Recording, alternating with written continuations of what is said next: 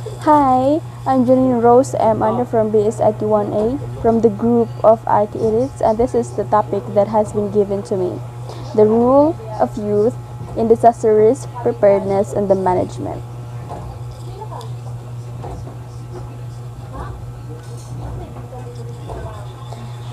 Introduction.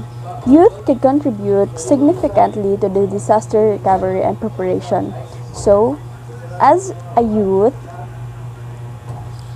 we can contribute significantly to disaster recovery and preparation. So, dako gyud tag matabang, dako gyud tag ma-recover makuan sa atong community as a youth sa mga disaster.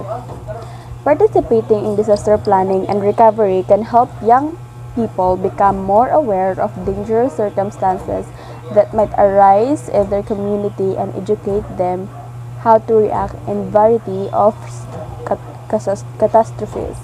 So, as youth, we must participate katong mga seminar, kanang mga plano sa atong community as they plan sa mga recovery, kung abot ng mga sakuna sa atong community or sa atong country, which is the Philippines.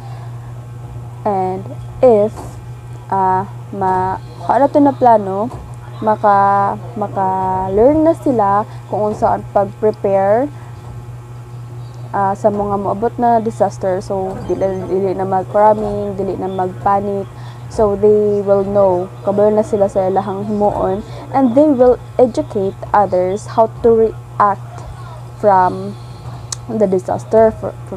So dili na kaayo magpanic ang mga tao because na sila yung knowledge how to iwas or mag-evacuate, or na sila yung mga himuon para gamay lang ang calamities or walay calamities. The second is youth can contribute ideas and acts amid tragedy since they are so immensely resilient. So as youth, kabalo man gyud na more ang atong memory, ang ang lawas is kanang lusog pa, or lahi man gyud sa tigulang, no, kaya ang mga tigulang na is somehow dili na sila kaayo layo ra kayo sa mga tigulang because ang ilang mga bukog di na kayo sila siguro dili na sila act og tarong, or mas advantage gid ang youth when it comes to disasters. We are so very resilient. Youth can be better prepared to react appropriately and calmly in the case of an emergency by getting them involved in disaster preparedness well before it occurs. So, kailangan gyud og plano. So, mga youth, as youth, kailangan gyud nato gyud mo apel og kanang mga seminar kanang sa mga emergency. Kailangan nato og knowledge, sa para maka-prepare ta, makalma ta in case na maabot na ang disaster. Di na ta mag-panic, as I said earlier. Youth can also take on a variety of roles in youth preparedness. Programs are essential to recovery process. So, that's it. Kailangan gid nato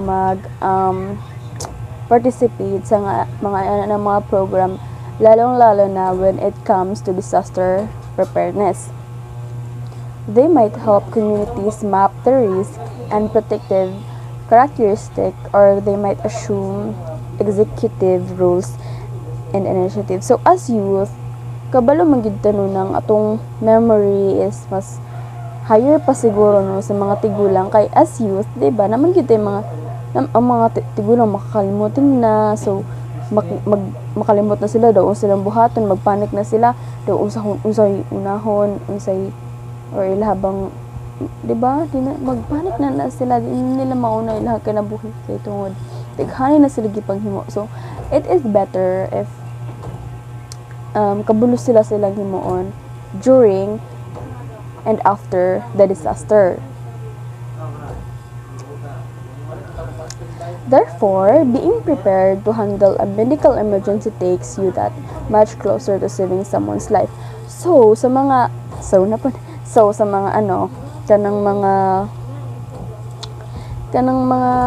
good mga participate anong mga medical medical seminar, maka-save gyud sila life during the disaster. Kay kabalo naman sila sa iyang moon kanang mga first aider, kanang mga frontliner na to. Thanks to them na sila courage, no, na mag-save og life even though ang ilang kapalit or naagi tendency na kapalit gyud to save someone's life is ilahang life. So we are very lucky to have them. Though you might never find yourself in a life or death situation, the likelihood is that you'll need to use your first aid skills at the same point. See? So, magamit yun nimo imong mga knowledge to cure someone using the first aid na imong nahibalaan. Which means you could actually help someone in need. Additionally, after natural disasters or disorders brought on humans. Okay, youth serving organizations can increase youth awareness or specific hazards and increase the likelihood that they will openly discuss how to adequately protect their families and loved ones, as well as understand how to seek help should their community be affected by disaster by involving youth in disaster preparedness and recovery efforts. Youth can play a variety of roles in youth preparedness programs and play a big role in recovery efforts. Okay, this is the rules of the youth and disaster risk preparedness and management. Iilan lang to sa mga pwede natin gawin as a youth sa mga disaster na moabot tayo. So, mga ano lang to. 7, 8, and 10. So, daghan pa gid tayo pwede mabahimo as youth. This is just example. The first one is administering first aid treatment on victims. So, as a youth, kailangan gid nato mag-ready, kailangan gid nato og knowledge para sa mga first aid na mga kailangan himuon during or after the calamity. So as a youth, kailangan gid nato na siya mag-participate sa mga disaster preparedness sa atong mga community. Sorting, loading, and distribution of relief goods. So mag-volunteer ta to distribute the relief goods sa mga nanginahanglan sa atong komunidad, or even though kanang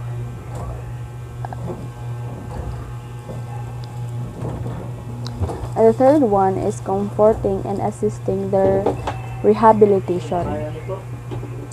So during the disaster naman di magid maiwasan na mga panic, no? Kailangan gid nato i-assist ang mga pamilya or atong mga kasilingan sa ilahang mga dili sila magpanic. Kailangan na kahimuon para dili sila magpanic or try to comfort them para sila kalma. Fourth is disseminating information to concerned individuals. So as a youth, kung man gid ang social media karon or sige dili na tutay tanog TV but na man gyud social media no, sa Facebook na man gyud mo pop na mga information tungkol sa mga calamities na moabot, especially kanang bagyo kay ang earthquake, di man gyud nato na balaan di mo to na ma-detect. So as a youth, atong himuon ang atong ato ang gamiton ang ato ang social social media to gather information and to spread true kanang tinuod na news, dili fake news, basin hinanyong pang spread. The fifth one is surveying of affected families and areas. So affected, so meaning tapos na after the calamities, kailangan pud nato i-survey ang kanang mga posible na naigo or something na kanang lala na gyud. Kailangan nato i-survey kung okay pa ba sila, kung sa kinahanglan nila. Then after report sa mga feeling mo need or something na pinakataas sa inyong community para man lang maka-lend sila og help. 6 is monitoring or liaising work. So makig-monitor pod kasi imong isig kasilingan. 7, civic action activities like environmental and ecological protection, river and watershed control projects, and tree planting, forest fire control. So may ra kay kaayo ni mga rule, no? Dili siya makahago sa ato. Just plant trees, kanang watershed control, ang inyong mga garbage segregate para dili mulala ang disaster like typhoons. 8, sharing the message. Youth can help share the message of disaster preparedness. So as a youth, as I said earlier, na agad din mga social media accounts na though dili ta influencer but na agad din mga friends, no, sa Facebook. So you can help through sharing informations and para maka-prepare pod ang mga friends ni mo, di ba, mga friends ni mo share man na para makabalo ang ilahang mga relatives or ilang mga friends na naay sa kuna or disaster ng paaboton or maabot. Next is acting as change makers. Youth can act as change makers by sharing information they learned in youth preparedness program and helping parents and communities to prepare for disaster. For example, by developing a disaster plan or disaster preparation kit. So, as a youth, role pud nato na makig share sa atong information, sa atong knowledge sa uban. Ay pud pag selfish, no, ang through sharing na ating mga matabangan para maka-ready sila sa disaster na moabot or ilahang maghimo kag plano para maka-prepare pod ang mga uban nimong mga taga komunidad ninyo. Like for example, the preparation kit. So kailangan nimo ingon sa ila kung unsay mga kailangan i-prepare during the calamities.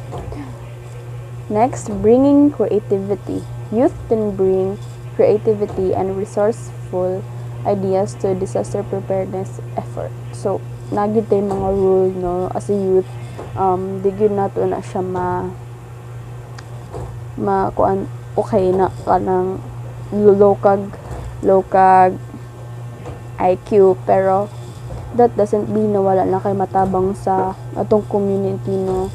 Kailangan yun na to as a youth gyud, no, nagid tay mga rules. Dili ko anak kay kanang dili ko para dili ko kailangan mo tabang sa ila kay pwede naman akong pamilya lang tabangan ako. Dili maging selfish kay through pod sa sharing og informations nagid tay matabangan, through learning na pod tay matabangan. So kahit kanang simple lang na first aid kay para during or after sa calamities na kay matabangan, no, dili kay kanang selfish kaayo. That's all. Thank you.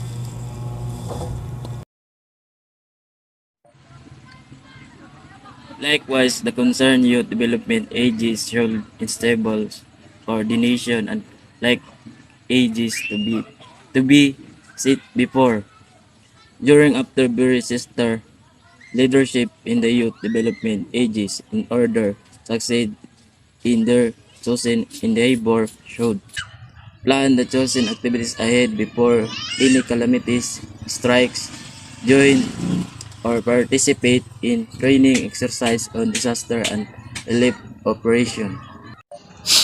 Planuhin ng maaga ang mga napiling aktibidad bago dumating ang anumang kalamidad o sumali o lumahok sa pagsanay sa mga operasyon ng kalamidad o tulong. See to it that the resources that are available could meet the needs of chosen activities. Explanation number 2. Tiyakin ng maaga ang pagkukunan na magagamit ay maaaring matugunan ang mga pangailangan ng mga napiling aktibidad. C. Coordinate all activities properly with the city, provincial, and municipal disaster coordinator council. Explanation number 3. Lugnay ang lahat ng mga aktibidad ng maayos sa mga konseyo ng tagapag-ugnay ng kalamidad ng lungsod, panlalawigan at munisipyo. D. Organize the groups, assign the members responsibilities which they feel they can properly handle confidence in what is one is doing is the key to success. Explanation number 4. Ayusin ang pangkat.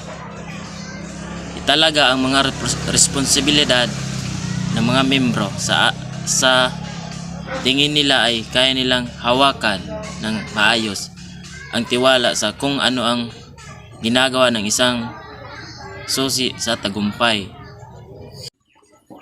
A. Work as a team coordination effort with other organization, NGO, PO, LGO, or religious organization. Explanation number 5. Magtrabaho bilang isang pangkat. I-coordinate ang mga pagsikap sa ibang mga organisasyon tulad ng PO, LGO, NGO o mga relihiyosong organisasyon. That's all. Thank you everyone. So hi everyone, I am Genevieve C. Arak. I am the reporter of Responding to Emergency, a subtopic of Role of the Youth in Disaster Preparedness and Management. Okay, so when we say responding to emergency, it means that you are the first person to respond in an emergency or you are giving a first aid. So it states here that the basic role of a first aid provider is to recognize a medical emergency and make a decision to help. So you should be, as a medical responder, you should be a quick thinker on making decision, because as the responder said, every second counts. It also stated here that your personal safety is your initial priority, followed by the safety of the victim and the bystander. So it's not being selfish, it's just that you can't help a victim if you yourself also need a help. So being a responder comes with a responsibility or roles in doing this job. Responsibility, it's not just an action to fulfill, it can also be an ability or a characteristics of a responder. So first, a responsibility or a characteristic or ability is that maintaining composure. Staying calm to ensure that you make good decisions, but it will also help those whoever you are treating to stay calm. So, maintaining your composure, you should be dapat dili ka maratol, kay instead nga tabangan nimo ang a victim, basig ikaw pa'y unang mudagan kay naratol na ka. So you can't think a right decision to do in the emergency if you're panicking. So you should maintain your composure so that also the victim that you're treating is will feel reassured na okay na ang tanan, maging okay lang ang tanan because the responder will come soon and you are treated by a first aider. So the next one is maintain personal health and safety. So as I mentioned earlier, it's not being selfish, it's being practical. Keeping yourself safe means you and are able to help others than needing help yourself. So as I mentioned earlier, it's not being selfish. You can't help someone if you yourself needs help. So saan man mo pag kanang respond or rescue sa uban if ikaw mismo is nanginahanglan og tabang. So you need to make yourself safe first before helping others. So another one is maintaining a caring attitude. If you're able to communicate effectively with the injured person, they will be much more likely to trust you and feel reassured. So maintaining caring attitude, it's like gaining trust with the victim or with the patient that you are treating. So if you are giving that calm vibes to the victim, they were most likely to trust you and your show them their injury so that you can help them. So instead nga kanang magpanik ang kanang victim kay tungod caring ang manner o ang attitude sa responder, they will reduce their nervousness and dili masyado magpanic. So next one is maintaining up-to-date knowledge and skills. It gives you tools to prevent the situation from being worse. So one of the reason nga nung naay orientation or kanang seminars nga ginaatinan, it's because as the reason of that is that to update if your knowledge is still you still remember what to do in case of emergency. Kinahanglan i-update imong mga knowledge para in case of emergency makatabang ka, dili ka makapadagdag sa injury sa imong victim. So next one is without putting yourself in danger, make the victim's need your main concern. So aside from treating the injuries and the wounds of the victim, you're also required to support them mentally. As the meaning here is that victims are generally in need of support and assistance, and this is often fundamental of the recovery. So if the victim is nagpanic, so they're most likely kanang langas, dili sila ma-remain calm. So lihukan kayo sila. So you need to make them feel reassured nga you're here to treat them, you're here to help them so that they will show you their wounds or their injury para ma-treat nimo siya og tarong dili ma-worse ang injury na ilang natamo. So making them calm is one of the fundamental of the recovery. So tama ni siya kay kanang maka-recover og tarong ang isa ka patient or makapahulay og tarong ang isa ka patient if calm sila, wala sila nagpanic, wala sila naglihok-lihok og maayo. So their injury or wound will treated correctly kay nagatrust man sila sa ilang responder. So do no further harm. Once you have begun first aid, you wanted to be certain you don't do anything that might causes the victim's condition worsen. So kaning do not further harm, it's like a bridge to the doctor and the patient. So the first aider will be the bridge of the doctor and the patient. So ana ko ganina, every second count. So you need to make sure nga ang imong ginabuhat is certain, dili siya kanang gaduha-duha ka nga magbuhat og first aid, kay basig unya instead na makatabang or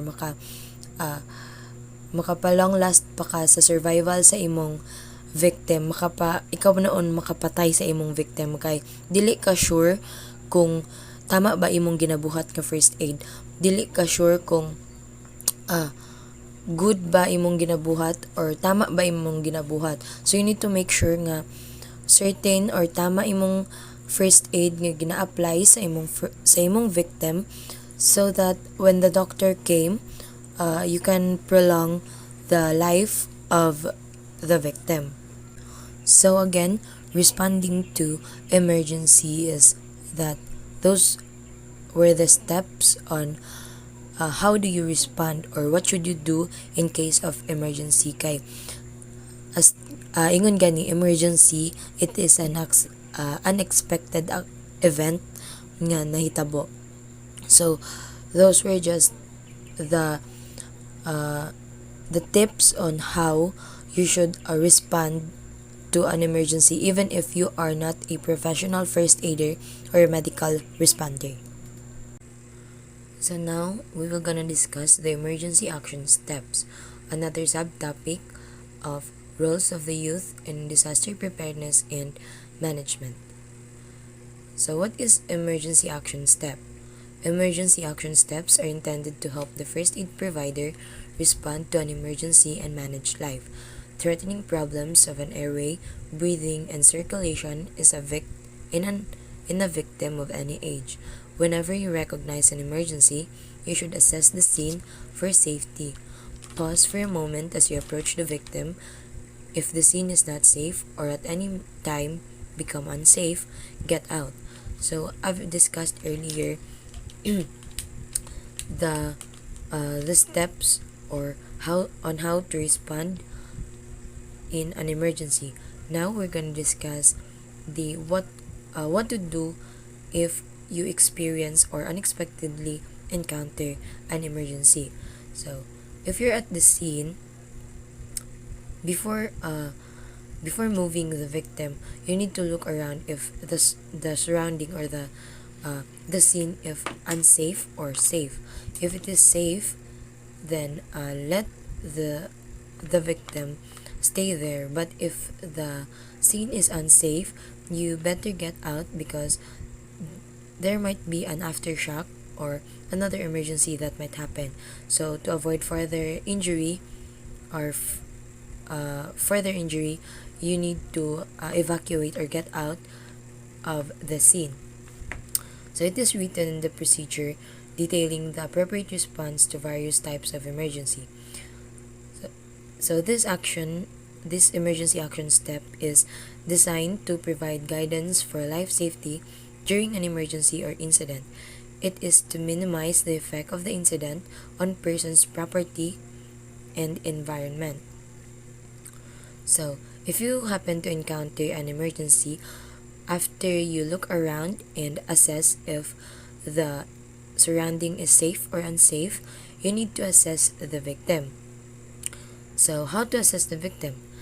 First, you need to ask, what is your first impression? You need to ask yourself, what is your first impression in the scene? This involves checking to determine if the victim is conscious or unconscious, has an open airway and is breathing, and has pulse. If the victim is conscious, then you're able to ask question like kanang what happened, unsay nahitabo, ang anong naay emergency, or you need to ask them what is your name, what age are they, or kanang nganong nahitabo na nga emergency. So since they're conscious, they're able to answer your questions and you're able to assess the victim. But if the victim is unconscious, you need to look around. You need to you need to look, listen, and feel. Look if you see any identification card, so that you are able to identify the victim. You're able to know their age. You're able to know any family member to contact if ever there is an emergency, because mostly makita man na sa kanang identification ID. So next, listen. You need to place your ear over the person's mouth and look for the rise and fall of the chest. So kinahanglan ilapit nimo imong dalunggan sa baba sa patient, and you need to listen if you can hear the breathing sound. And you need to look at the chest if it is rising and falling. If it is, then it means the victim is breathing. But if it is not, then it means the victim is not breathing. You need to feel if there is a pulse on the victim. Mostly pulse can be found in the neck or in the wrist of the victim. So next thing, after you look around, if the scene is safe, the next thing you do is to assess. The next thing is that you alert the emergency medical services. So since you already investigate the scene, you investigate the victim, the next thing you do is to call 911 or activate your emergency action plan, or just call any medical services that are near your place. So take a deep breath to calm down a little. So if you call a 911 or an emergency medical service, you need to tell them what is your impression, what did you know, what did you investigate in the scene. So say your name and where you are, the exact address if you know it, and explain what happened and how many people are hurt. So i-explain nimo unsa ang nahitabo, since you already assessed the victim, right? So you now already have a knowledge unsay nahitabo, what are their backgrounds, what are their name, ages. So you need to tell them all to the operator para identify what kind of emergency you are in. So stay in the line until the operator say it's okay to hang up. So since you already tell them what you know about the emergency, about the scene, then they're most likely to identify what kind of emergency. Then the next thing they will do is to kanang magpadala og emergency responder, professional and trained emergency responder to the scene. So you need to stay in line up until the operator said so. Mostly palong nila ang call if niabot na ang kanang emergency trained or professional emergency responder.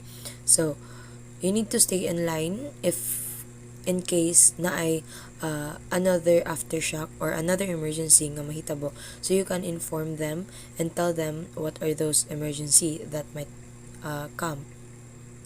So after you call 911, dili man pwede nga magtan-aon ra nimo ang victim.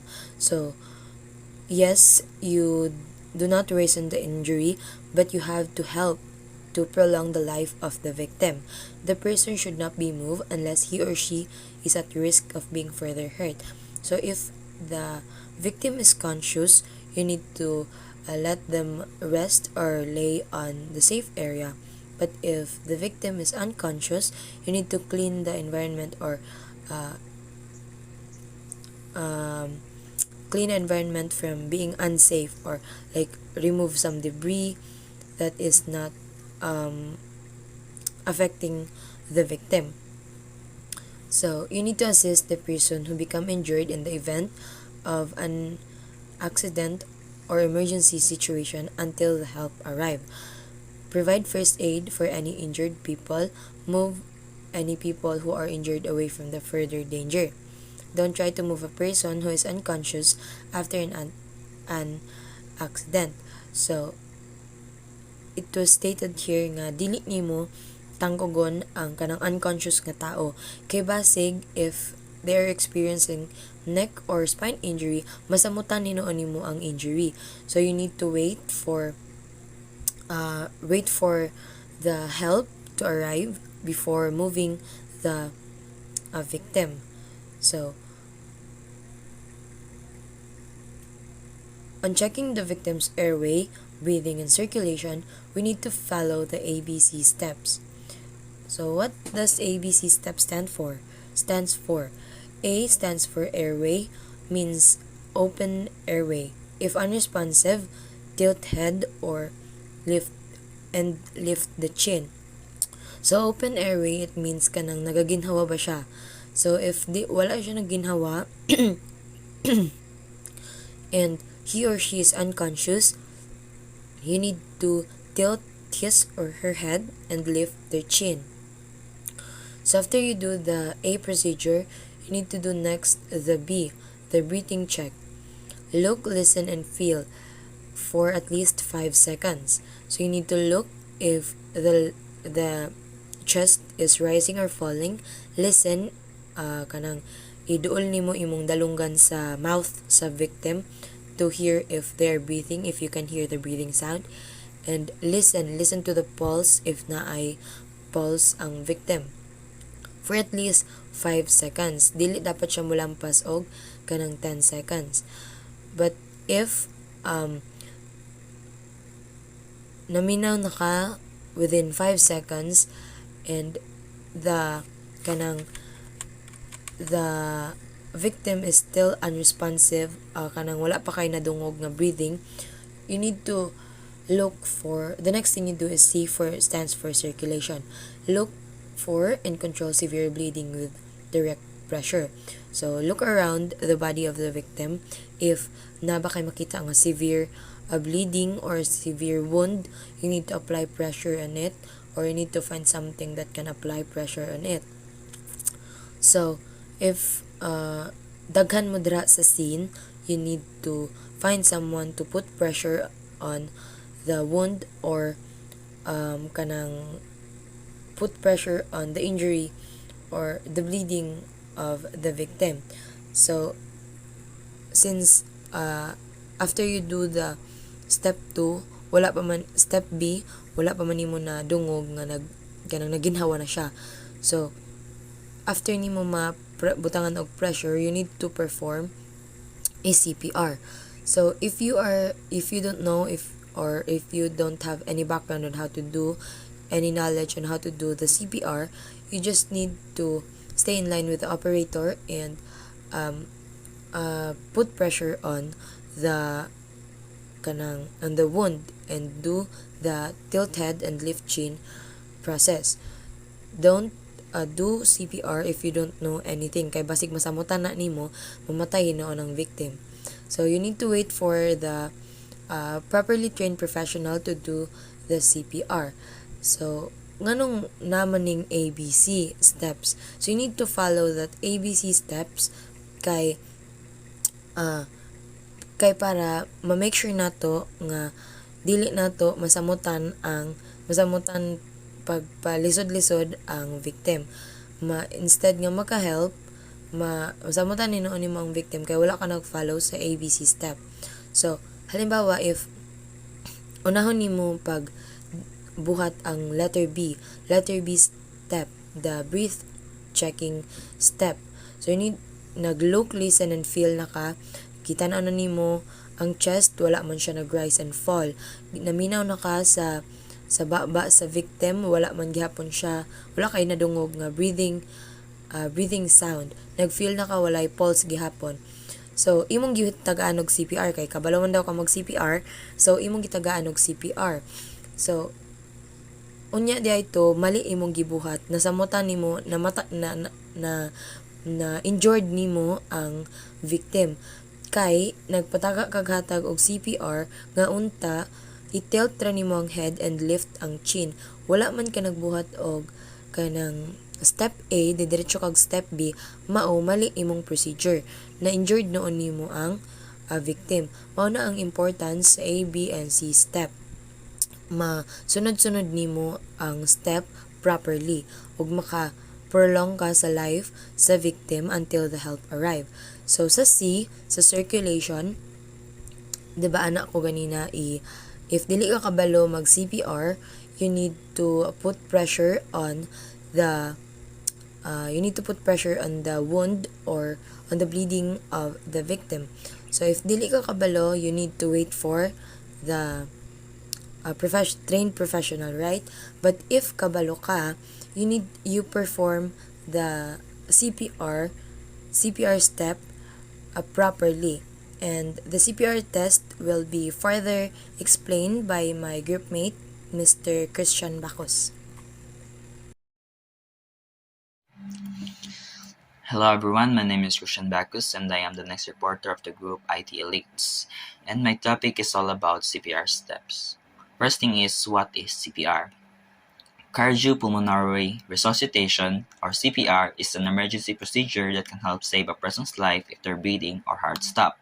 When a person's heart stops beating, they are in cardiac arrest. During the cardiac arrest, the heart cannot pump blood to the rest of the body, including the brain and the lungs. What to do if someone needs CPR? Ideally, everyone will be trained in CPR. If you are not, you may be afraid to try to help someone in an emergency. Still, it's always better to do what you can than to do nothing at all, if it means potential saving a person's life. If you are trained, check to see if the person has a pulse and is breathing. If there is no pulse or breathing within 10 seconds, use a CPR compression rate of 100 to 120 per minute. In cycles of 30 compressions followed by 2 rescue breaths, repeat the sequence until the person starts breathing. If you are not trained in CPR or are unsure about giving rescue breaths, then use hands-only CPR. Hands-only CPR involves uninterrupted chest compression of 100 to 120 per minute. You do not include rescue breathing with this technique, but you shouldn't stop CPR until an EMT or other healthcare providers arrives or you are sure that a pulse is restored. There are 3 parts of CPR. First is compression. Chest compression can help the flow of blood to the heart, brain, and other organs. Airway. After 30 compressions, check the person's airway to make sure it is open for breathing. And lastly is breathing. Someone doing rescue breathing breathes for the victim by forcing air into the lungs. Next slide. Before the CPR. First, check the scene and the person, make sure the scene is safe. Then tap the person on the shoulder and shout, "Are you okay?" to ensure that the person needs help. Second is call 911 for assistance. If the person is not breathing or gasping, ask someone to call 911 while you begin CPR, or call 911 yourself and then start CPR.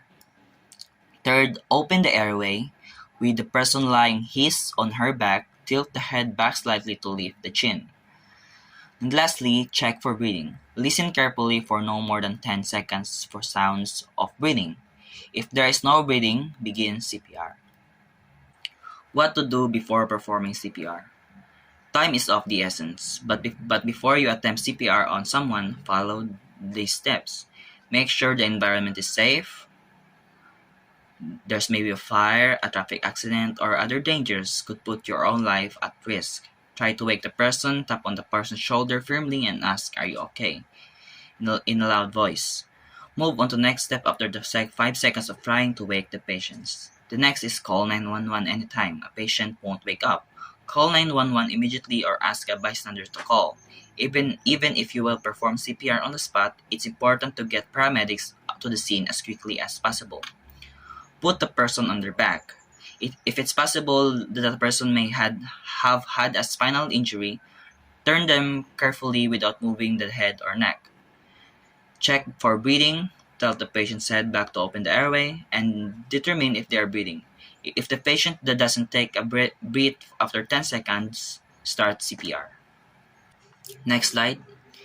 CPR procedure or how to do CPR. Once you followed the above steps, here is how to perform CPR. Push hard, push fast. Push hard, push fast. Place your hands on one on top of the other in the middle of the chest. Use your body weight to help you administer compression that are at least 2 inches deep and delivered at a rate of at least 100 compression per minute. So push hard, push fast. Place your hands on the person's chest. Imagine a line between the nipples and put the heel of one hand directly on top of the line, center of the chest. Place your other hand on top of that hand, center your weight directly over your hands, and then perform chest compressions. Push hard to a depth of at least 2 inches and fast about twice per second until the person responds. Your hands shouldn't bounce, but you should lift your entire body weight of the patient in between each compression. The next is deliver rescue breaths. Deliver rescue breaths with the person's head tilted back slightly and the chin lifted. Pinch the nose shut and place your mouth over the person's mouth to make a complete seal. Blow into the person's mouth to make the chest rise. Deliver 2 rescue breaths, then continue compression. Give rescue breaths if you had CPR training and feel comfortable performing the steps. Push on the chest 30 times, then give 2 rescue breaths. Then continue CPR steps. Continue CPR steps, keep performing cycles of chest compressions and breathing until the person exhibits signs of life, such as breathing, an IED becomes available, or EMS or a trained medical responder arrives on the scene. Repeat cycles in the CPR ratio of 30 to 2 chest compression and breathes until help arrives or the patient wakes up. So to conclude this report, here's a simplified step-by-step CPR guide. So first, shake and shout the patient. Next is call 911. Third, check for breathing. Fourth, place your hands at the center of your chest. Push hard and push fast about twice per second. Then, if you had training, repeat cycles of 30 chest pushes and 2 rescue breaths. That's all. Thank you. Bleeding wound treatment. What is bleeding wound? When your skin is cut or scraped, you begin to bleed. This is because the blood vessels in the area are damaged. Bleeding serves a useful purpose because it helps to clean out a wound. The principle of treating bleeding wounds is to, as quickly as possible, stop blood outflow, because it can be fatal if blood outflow exceeds 20% of the total blood in the body. What causes a wound to bleed? Bleeding may be most evident indicator of a wound. If there is or are bleeding should also be taken into account. Bleeding may be brought on by an injury, a medical condition, or specific medications, like ulcers, cancer, and urinary tract infections are few medical diseases that cause bleeding. As quickly as possible, cover the wound because open skin presents an entrance for bacteria and other germs to the body. It is also to prevent the wound from catching an infection. To stop bleeding, first, use a clean cloth, tissue, or piece of gauze to apply direct pressure to the cut or wound until bleeding stops. Second, avoid using if blood seeps through the fabric. Continue applying pressure while adding extra cloth or gauze on the top of the area. Third, if feasible, lift the arm or leg over the heart if the incision is on an arm or leg to help halt bleeding. Fourth, a tourniquet should not be used until the bleeding is serious and cannot be stopped with pressure alone. Bandage applied to a wound should not too tight because this might obstruct other parts or too loose because otherwise the bleeding will not stop. Reminder, always wash or sanitize first your hands before and after the procedure. Hi everyone, my name is Imogen Lucas Bansag, who is assigned to report bone and joint injuries treatment. Bone and joint injuries treatment. Injuries of bone and joint can be bone fracture or dislocations and strains. A fracture is the medical term for a broken bone. Ang mga pinsala sa mga buto at mga punto ay maaaring bali ng mga buto o dislokasyon at pilay. Ang bali ay mga determinadong medikal para sa sirang buto or rise or rest ice compression and elevation can decrease inflammation and swelling after an injury. It can also be helpful before or after activities that cause joint control swelling and discomfort. Bracing can rest your joint, control swelling, protect the injured area and stability. This is the one that will help us not to cause a joint. Or, for example, nabali ang balikat mo, dapat natin i-apply itong rise or rest ice compression and elevation para hindi ito mamaga or para hindi mamaga ang iyong bali. Common types of broken bones. Any types of bones fracture constitutes a medical emergency and should be treated as such. Do not attempt to self-diagnose or injury because you may assume that it is a sprain or strain when it is actually a fracture. It is held improperly, you could develop a misaligned bone or an infection. Anumang uri ng bali or buto ay bumubuo ng isang medical or emerhensya at dapat tratuhin ng ganoon. Kung ito ay gumaling ng hindi maayos, ay maaari itong mamisalign bone or ma-infection. There are many types of bones fracture.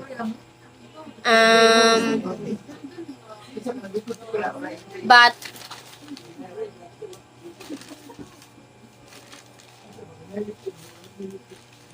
there are many types of fracture, but the main categories are open and closed. Simple or closed fracture. A bone fracture is when the bone breaks but there is no puncture or open wound in the skin. Classified as simple or closed if the broken bone remains within the body and does not push into or out of the skin.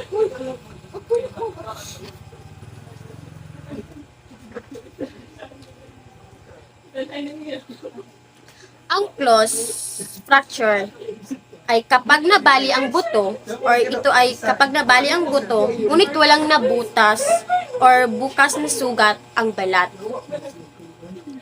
Then, compound or open fracture. An open fracture is one in which the bone breaks through the skin. With this type of fracture, there is a break in the skin where the fracture is located. Ang isang bukas na bali ng isa kung saan ang buto ay nasira sa balat. Sa ganitong uri ng bali, matatagpuan ang tampok. And this is an important differences from a closed fracture because with an open fracture there is a risk of a deep bone infection. The following measures need to be taken in giving first aid to a victim with bone injury, which is stop any bleeding, apply pressure to wound with a sterilized band-aid, a clean cloth or a clean piece of clothing. Kung mayroon kang tutulungan or mag-ano ka ng first aid sa kanya, dapat dapat maagapan mo ang pagdaloy ng dugo, or kailangan mong applyan siya ng pressure to wound with a sterilized band-aid or malinis na clean piece of clothing. Then second, immobilize the injured area. Don't try to realign the bone or push a bone that's sticking out back in. If you've been trained in how to splint and professional help isn't readily available, apply a splint to the area above and below the fracture site.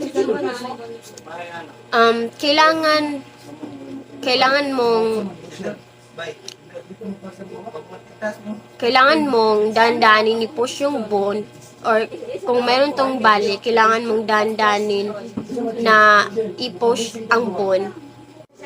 Immobilize the injured area. Don't try to realign the bone or push a bone that's sticking out back in. If you've been trained in how to splint and professional help isn't readily available, apply a splint to the area above and below the fracture site. I-immobilize ang pinsalang lugar, or huwag subukang i-realign ang buto or itulak ang buto na lumalabas pabalik. Apply ice packs to limit swelling and help relieve pain. Don't apply ice directly to the skin. Wrap the ice in a towel, piece of cloth, or some other material. Or kailangan mong lagyan ng ice pack, or kung meron kang tutulungan, kung meron kang tutulungan na na mayroon kang tutulungan na bali, or isang taong nabali, or maglagay ng ice pack upang limitahan ang pamamaga, para maiwasan ang pamamaga at makatulong na mapawi ang pananakit nito. Next is treat for shock. If the person feels faint or is breathing in short, rapid breath, lay the person down with the head slightly lower than the trunk, and if possible, elevate the legs. Kung meron kang gagamutin, kailangan mong gamutin para sa pagbigla. Kung tayo ay nakakaramdam ng nangihina or humihingi sa maikli, humihingi sa maikli or mabilis na paghinga, kailangan mong humiga ng bahagya or mas mababa. Next is don't move the person except it necessary to avoid further injury. Take this action immediately while waiting for medical help. Kailangan mong, or kung ikaw ay or na-discuss or something, kailangan mo maghintay. Huwag kang gumalaw. Steady ka lang kung saan ka na-discuss or something ganyan. Waiting for, kailangan mong magantay ng medical help. That's all. Thank you.